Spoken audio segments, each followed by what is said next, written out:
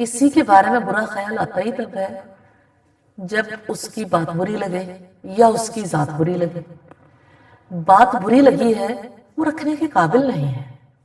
اب دیکھیں زندگی کی عام مثالوں میں دیکھیے، کھانا خراب ہو جائے کیا ہم اسے گھر میں سنبھال کے رکھتے ہیں؟ کوئی بھی چیز جب خراب ہو جائے ہم اس کا کیا کرتے ہیں؟ ایون ہماری باڈی ہے نا، ہمارے جسم میں سے کوئی اتنا خراب ہو جاتا ہے، گل سڑ جاتا ہے، اس کا کوئی علاج نہیں رہتا، تو اس حصے کو جدا کر دیا جاتا ہے. جب وہ کوئی اور میڈیسن اس پہ کام نہیں کرتی تو اس کو الگ کر دیا جاتا ہے.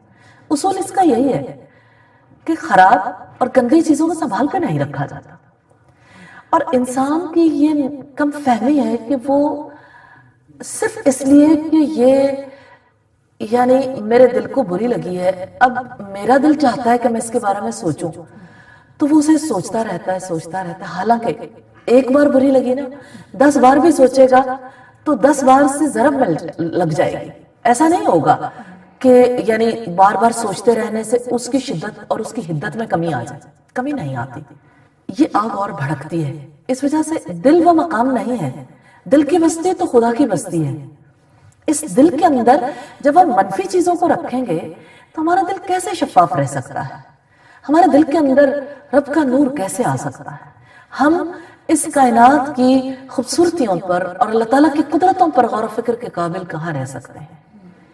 تو یہ منفی خیالات دراصل جس چیز سے ہمیں روکتے ہیں وہ رب کی ذات ہے، اور جس چیز کے گرد خیال گھومتا ہے وہ ہماری اپنی ذات ہے.